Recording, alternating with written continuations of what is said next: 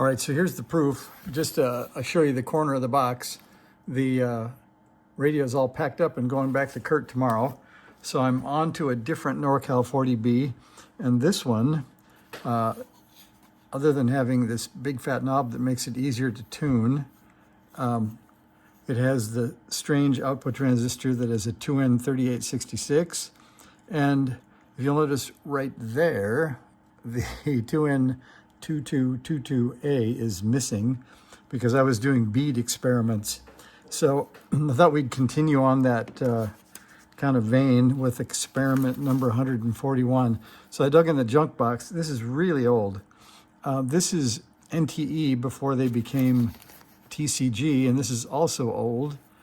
This was marked, 89 cents back in whenever this was. And this one doesn't have a price that's readable anymore, but they are both equivalent because NTE became TCG. So I looked up the transistor, the 2N2222A, and it is a cross for an NTE or an ECG 123. I checked those out. The ECG 123A actually has a little higher F sub T, which is 300 megahertz. The 2N2222 is 250. They're both like a half watt. This is a TO18 though. This is the metal can one. I'm going to try the, I don't know which one. We'll try, I guess we could try the oldest or the newest. We'll try the TCG, I guess. So we're going to break into the package and put that in soon. The other thing I was going to do is, this came up a number of times. I'll probably do a short video on this Atlas LCR 45 because there are some cool graphs in the book that you should look at. And it explains the frequencies, let me get the right page, that are used to measure inductances. And that is this graph. And so if you're wondering when the LCR 45 is auto ranging, you actually want it to go to 200 kilohertz for anything between, what does this say, 20 microhenry and 2.5 millihenries. For really big inductances, up into the 10 henries, it's using 1 kilohertz, and the mid-range is 15 kilohertz. So if it auto ranges to something else other than 200 kilohertz, you should move it there if your inductance is small. And you can see they don't even really guarantee below 20 microhenry. So we've been reading down into the ones and such. It definitely shows there, but they say the accuracy may not be within 1%, but I think for what we're doing, it's fine. So we're going to try that again with this bead. And I think if we turn back a page, we'll remember that we had help from Steve. He showed his bead at 1.08 microhenries with the LCR 45. And the one that I think that was in Kurt's radio was a 0.85. And I was going to show you this one, which I honestly don't know where it came from. It was just in this tray of parts.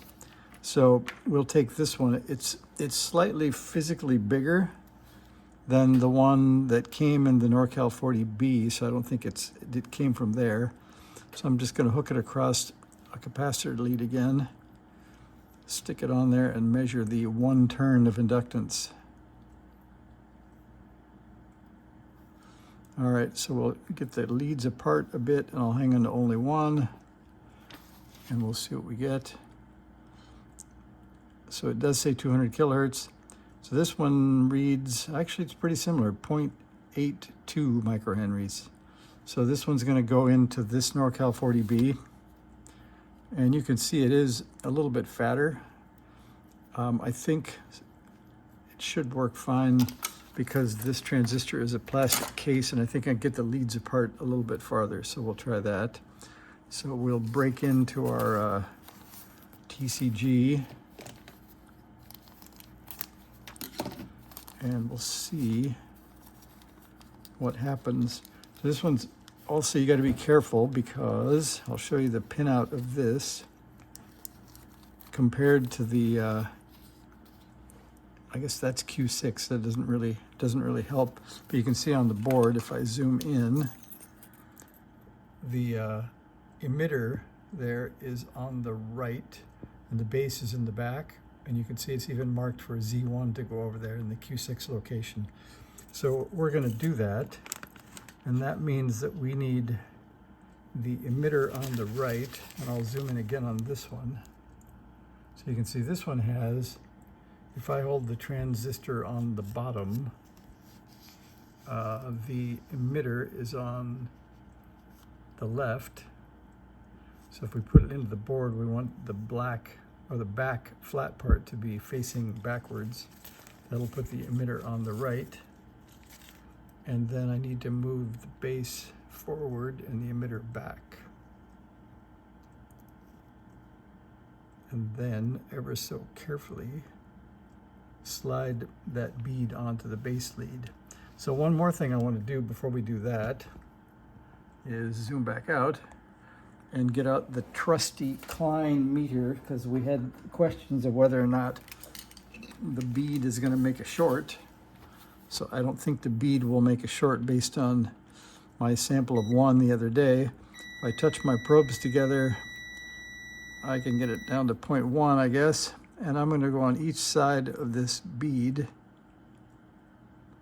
And you can see I get open. I'm going to try the sides where it might touch the leads. And again, I get open. So I'm not going to worry too much about whether it's touching other leads. And you guys can comment if you think that's a mistake, but that's what we're going to do. So there we are again with the base bent back and the bead slid on. So that will get the emitter in the right spot. Let's just see how this goes here. See if we can get all 3 in there.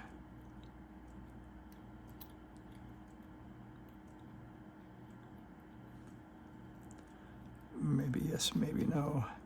Looks like I may have to bend that base lead back so that I have some room to get the lead in the hole. I'll try that. So if you excuse me, I think I might do this off camera so I can see past the camera. So just a sec here, so I'm going to take that with that bent, and I'm going to try this right behind you here, just a sec.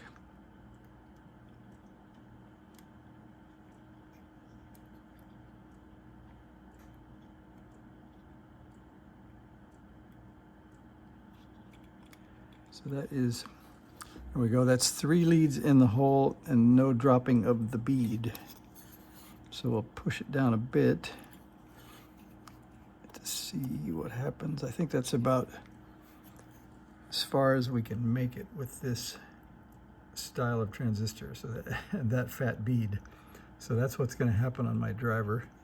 I'm going to put that in. I'll hold it with my finger, and then I'll bend the leads apart.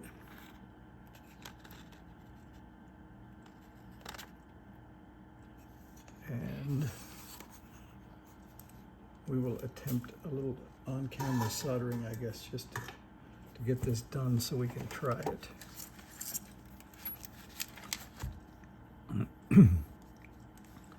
I could try this at doctor style. I'll look into the camera instead and see how that goes. So this would be the the robotic surgery. Whoops, sorry about that. All right, we'll move that out to the middle so the doctor can see the patient.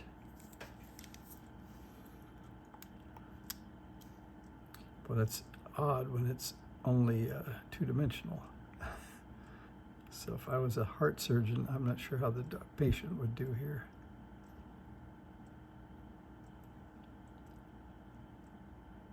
I don't like that. Okay, well that looks pretty good. I don't think we killed the patient yet. Now we'll tread this lead. Boy, it completely wipes out your depth perception. And then the last one, we'll turn the patient.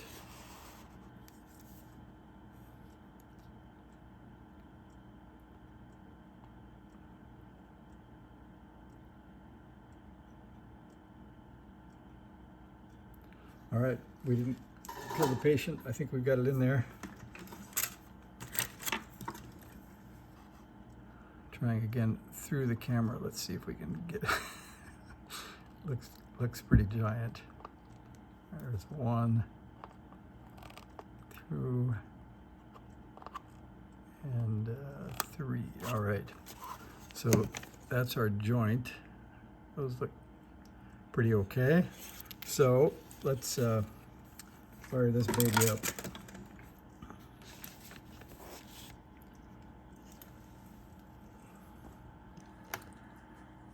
All right, so let's see, we have some power. I guess we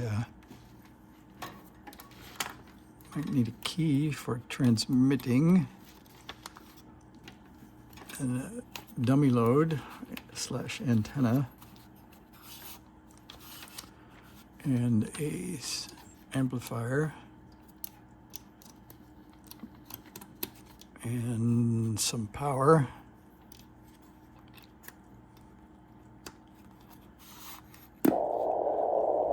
The smoke didn't come out, that's good. Then, let's see, I think we're gonna be optimistic. We're gonna go right to the ground here on the crystals and the output of the radio on the BNC jack.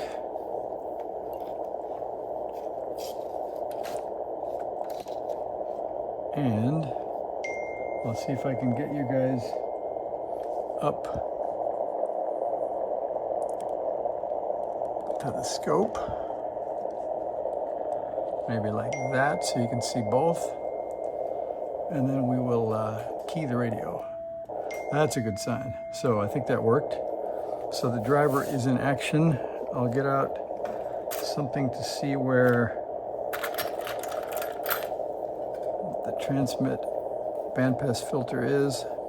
I'll try to get us in the middle of the band here. Okay, there's 1, 2, 3, 4 or so. And here is C39.